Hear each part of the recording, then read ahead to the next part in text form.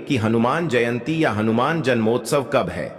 इस दिन पूजा का शुभ मुहूर्त क्या रहेगा, पूजा विधि और पूजा सामग्री क्या क्या होगी।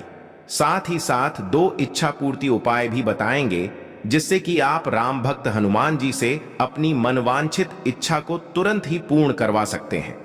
देखिए, हनुमान जयंती एक बड़ा महापर्व होता है और इस दिन हनुमान जी का जन्म भी हुआ था। चैत्र के महीने में चैत्र नवरात्रि, रामनवमी और हनुमान जयंती जैसे बड़े पर्व हैं। और हनुमान जन्मोत्सव हर साल चैत्र महीने की पूर्णिमा तिथि के दिन आता है और इस दिन बजरंग बली की पूजा होती है। धार्मिक मान्यताओं के अनुसार अगर इस दिन सच्चे मन और श्रद्धा से बजरंग बली की पूजा की जाए तो साधक भक्त के जीवन में हर प्रकार के दुखों का अंत होता है। भूत पिशाच निकट नहीं आवे, महावीर जब नाम सुनावे। यह बात तो आप सभी ने सुनी ही होगी। इसलिए जब भी कभी संकट आए या भूत पिशाच की बातें आए या फिर आपके ऊपर कोई बाधा आए तो सिर्फ हनुमान जी को ही याद किया जाता है। तो देखिए, इस साल हनुमान जयंती या हनुमान जन्मोत्सव 2 अप्रैल को मनाया जाएगा। पूर्णिमा की तिथि 1 अप्रैल 2026 को 7 बजे से शुरू होगी और 2 अप्रैल 2026 को सुबह 7:41 तक रहेगी। हमारे हिंदू धर्म में किसी भी व्रत या त्योहार को मनाने के लिए उदया तिथि का बड़ा महत्व होता है। इसलिए उदया तिथि के अनुसार हनुमान जन्मोत्सव 2 अप्रैल को ही मनाया जाएगा। चलिए, अब हम आप सभी को पूजा सामग्री नोट करा देते हैं। पूजा सामग्री के लिए सबसे पहले आपको एक लकड़ी की चौकी लगेगी। चौकी पर बिछाने के लिए लाल रंग का कपड़ा, जो कि साफ और सही होना चाहिए। नया हो तो और भी बेहतर है। हनुमान जी के लिए लाल लंगोट, पीला सिंदूर, 1 लोटा जल, चोला, जनेऊ, चमेली का तेल, गंगा जल, अक्षत, चंदन, गुलाब के फूल की माला, भुने हुए चने, गुड़, नारियल, केला, चूरमा, धूप, दीपक, घी, इत्र, अगरबत्ती, थाली और पान का बीड़ा लगेगा। हनुमान जयंती के दिन साधक को सूर्योदय से पहले ही उठ जाना चाहिए और तन और मन को पवित्र करना चाहिए। सबसे पहले व्रत का संकल्प लें और इसके बाद पूजा घर में या किसी माने हुए मंदिर में जाकर हनुमान जी की बड़े विधि विधान से सबसे पहले जल अर्पित करें। हनुमान जी की पूजा करते समय साफ और शांत स्थान पर ही बैठिएगा। आप चाहें तो ऊन का आसन या लाल रंग का आसन भी बिछा सकते हैं। ईशान कोण यानी कि उत्तर दिशा की ओर मुख करके ही बैठिएगा। पूजा की शुरुआत में सबसे पहले हम पूजनीय भगवान श्री गणेश जी की आराधना करें, जिससे कि आपका कार्य बिना किसी विघ्न के पूरा हो जाए। हनुमान जी की पूजा फिर प्रारंभ करें। सबसे पहले हनुमान जी की मूर्ति को पंचामृत और शुद्ध जल से स्नान कराएं, साफ वस्त्र धारण कराएं, आभूषण पहनाएं, मस्तक पर तिलक लगाएं, धूप दीप अर्पित कीजिए और फूल चढ़ाएं। फिर घी का दीपक या फिर आप चाहें तो चमेली के तेल का दीपक भी चला सकते हैं। भोग लगाएं और हनुमान जी की श्रद्धा से आरती करें। पूजा पाठ संपन्न करने से पहले हनुमान चालीसा का पाठ जरूर ही करें। चलिए, अब जान लेते हैं इस दिन किए जाने वाले 2 इच्छा पूर्ति महाउपाय। तो देखिए, हनुमान जी एक ऐसे देवता हैं जो हर संकट से मुक्ति दिलाते हैं।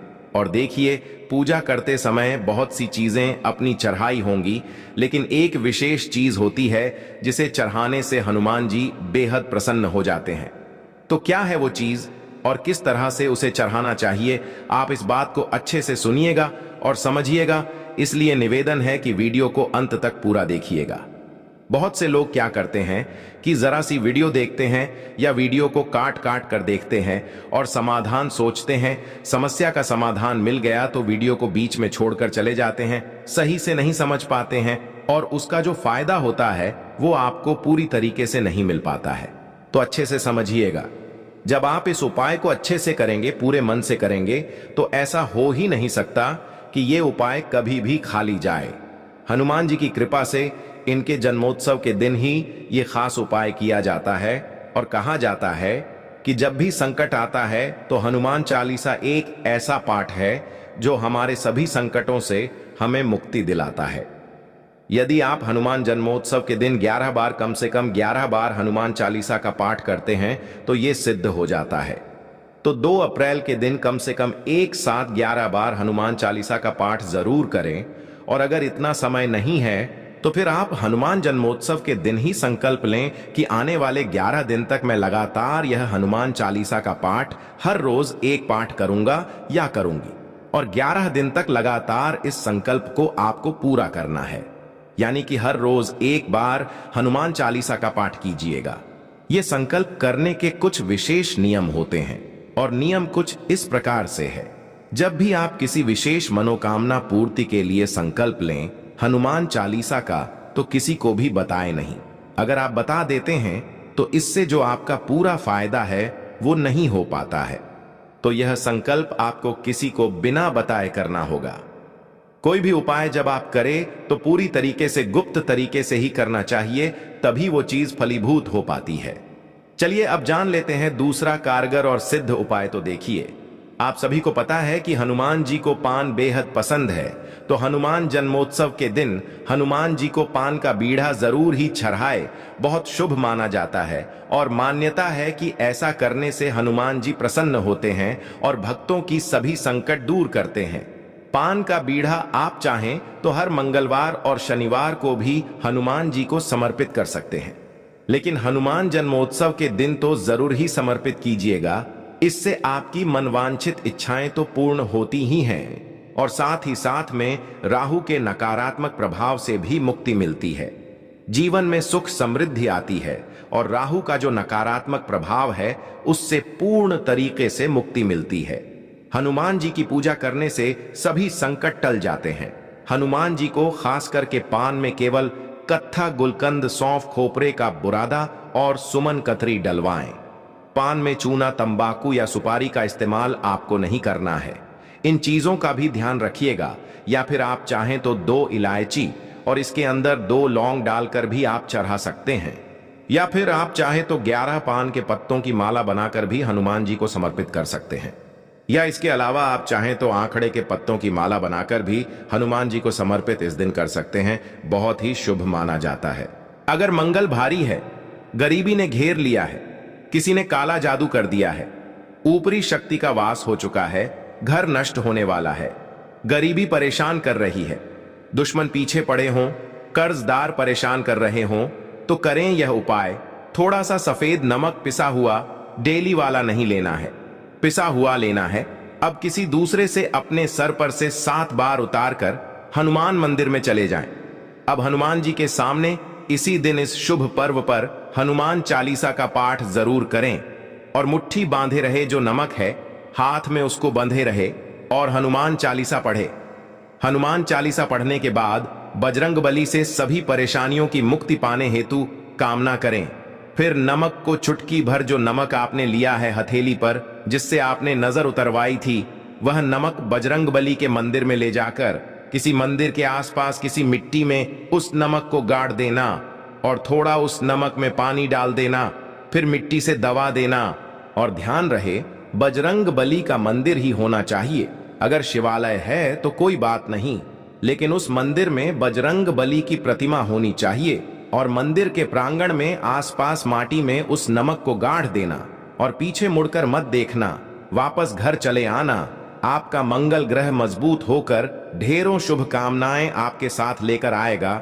धीरे धीरे धन की देवी माता लक्ष्मी की कृपा आपके जीवन में फिर से लौट आएगी। घर में ढेरों खुशियां चली आएंगी, गरीबी दूर हो जाएगी। क्योंकि जो नजर अपने उत्तर बाई थी और माटी में इसे गाड़ दिया था, मंदिर में गाड़ दिया था, तब स्वयं बजरंगबली, वीर हनुमान, राम भक्त हनुमान स्वयं अपने चरणों से उस नमक को दबा देंगे।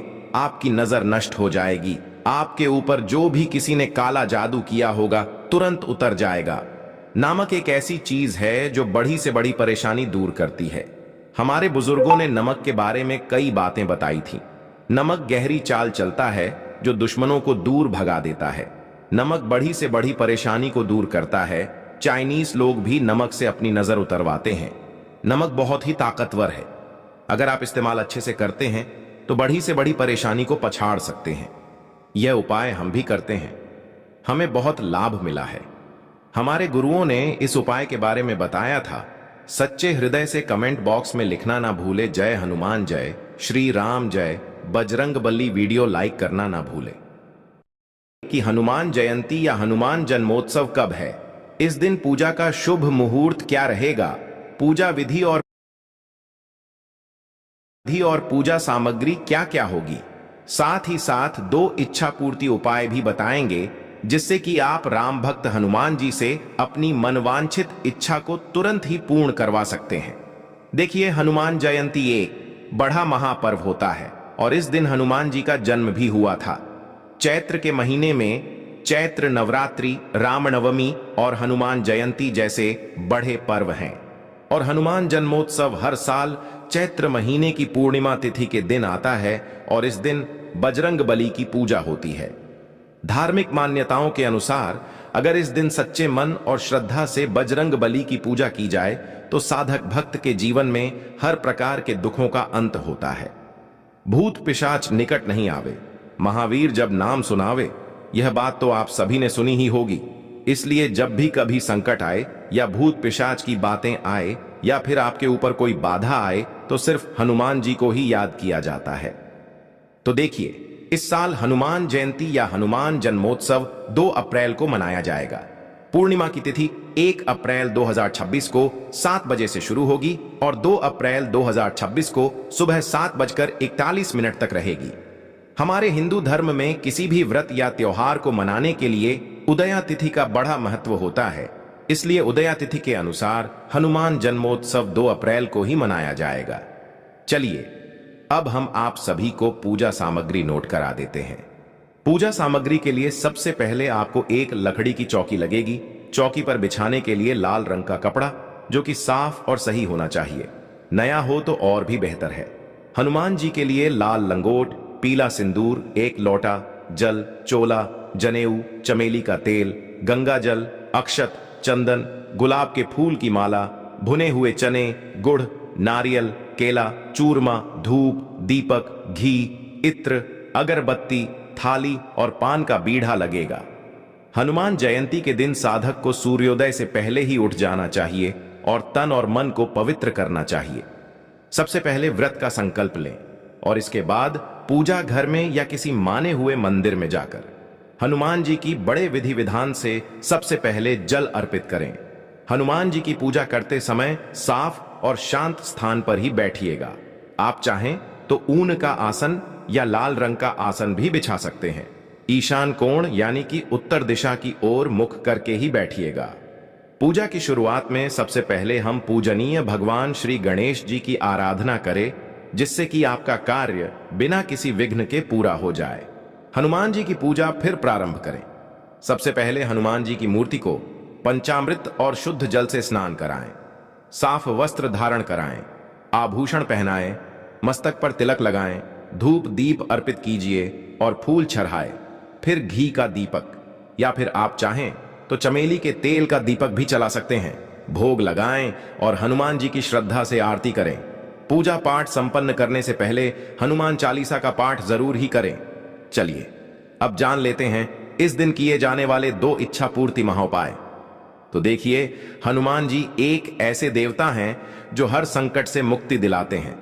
और देखिए, पूजा करते समय बहुत सी चीजें अपनी चढ़ाई होंगी, लेकिन एक विशेष चीज होती है जिसे चढ़ाने से हनुमान जी बेहद प्रसन्न हो जाते हैं। तो क्या है वो चीज और किस तरह से उसे चढ़ाना चाहिए, आप इस बात को अच्छे से सुनिएगा और समझिएगा। इसलिए निवेदन है कि वीडियो को अंत तक पूरा देखिएगा। बहुत से लोग क्या करते हैं कि जरा सी वीडियो देखते हैं या वीडियो को काट काट कर देखते हैं और समाधान सोचते हैं, समस्या का समाधान मिल गया तो वीडियो को बीच में छोड़कर चले जाते हैं, सही से नहीं समझ पाते हैं और उसका जो फायदा होता है वो आपको पूरी तरीके से नहीं मिल पाता है। तो अच्छे से समझिएगा, जब आप इस उपाय को अच्छे से करेंगे, पूरे मन से करेंगे, तो ऐसा हो ही नहीं सकता कि ये उपाय कभी भी खाली जाए।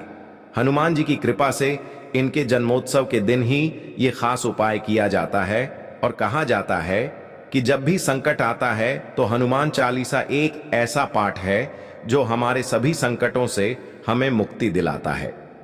यदि आप हनुमान जन्मोत्सव के दिन 11 बार, कम से कम 11 बार हनुमान चालीसा का पाठ करते हैं तो ये सिद्ध हो जाता है। तो 2 अप्रैल के दिन कम से कम एक साथ 11 बार हनुमान चालीसा का पाठ जरूर करें।